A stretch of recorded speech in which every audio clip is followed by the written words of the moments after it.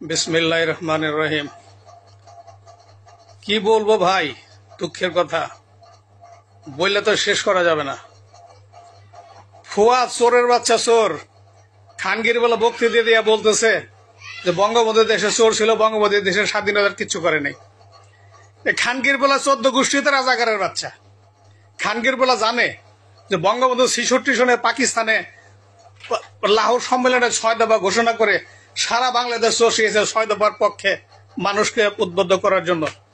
6 দফার যে 6টা দাবি, এই খানগির বেলা একটা কথা বলতে পারবে না।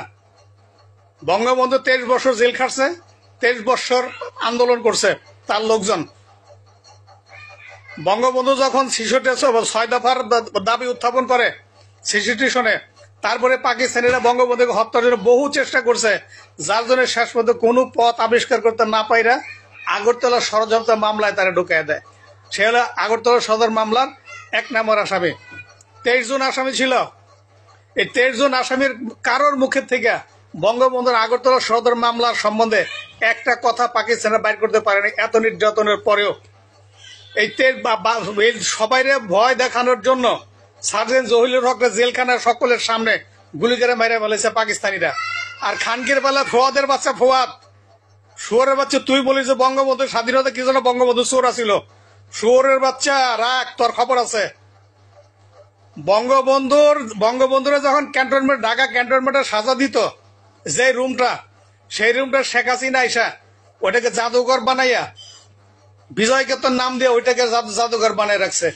আর বঙ্গবন্ধু যে সাজা দিত আর্মির ক্যাপ্টেন মুস্তাফিজুর রহমান মাগুরা বাড়ি, বিএনপির আমলে মেজর জেনারেল হয়ে পদত্যাগ করে রিটায়ার যায়, সে আবার বিএনপির কৃষিমন্ত্রী হয়েছিল।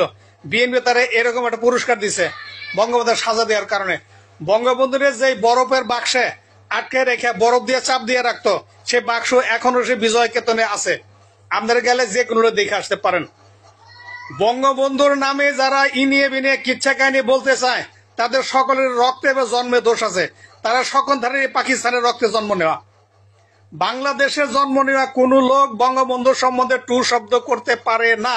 বাংলাদেশে যার সঠিক জন্ম আছে, যার সঠিক রক্ত আছে, ওদের জন্মে ঠিক নাই। ওদের রক্তেও দোষ আছে, জন্মেও দোষ আছে।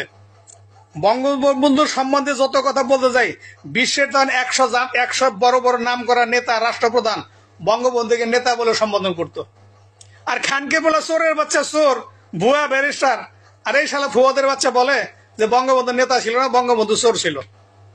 আরে খানকির বলা, পিছনের চিন্তা ভাবনা করে দেখিস, যাতে খালি মুখ দেখ কথা কয়ে দেখিস না, পিছনের ইতিহাস দেখ। বঙ্গবন্ধু যেদিন পাকিস্তান থেকে বাংলাদেশে আসে, সেদিন লন্ডনের প্রেসিডেন্ট সমস্ত নিয়ম প্রোটোকল ভেঙে এয়ারপোর্টে যা বঙ্গবন্ধুকে অভ্যর্থনা জানাইছে। সাংবাদিক জিজ্ঞেস করলো যে আমরা যে এই দেশে এত বড় এই প্রোটোকল ভেঙে আমরা যে শেখ মুজিবকে অভ্যর্থনা দিতে এয়ারপোর্টে আসলেন, এটার মুহূর্ত কি? লন্ডনের প্রেসিডেন্ট বলছে যে বঙ্গবন্ধুর মতো এত বড় মহান এবং এত বড় নেতাকে সম্মান জানাবে আমি এবং আমার দেশ গর্বিত হয়েছে। আমরা নিজেরাই সম্মানিত হয়েছি, বঙ্গবন্ধুকে সম্মান দিন, আমরা নিজেরা সম্মানিত হয়েছি।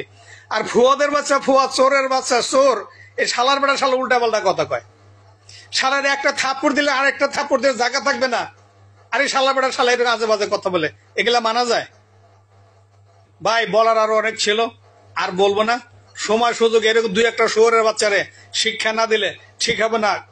অল্প কিছু বললাম, আরো ইতিহাস আছে, যদি প্রয়োজন হয় সব বলবো। এই শুয়োরের বাচ্চাদের প্রত্যেকেরই বললাম না, প্রত্যেকের রক্তে বা জন্মে দোষ আছে। ওদের শরীরে প্রত্যেকের ডিএনএ টেস্ট করলে দেখা যায় ওদের শরীরে পাকিস্তানের রক্ত। সুতরাং পাকিস্তানের রক্তরা কখনো বঙ্গবন্ধুকে ভালো বলতে পারে না।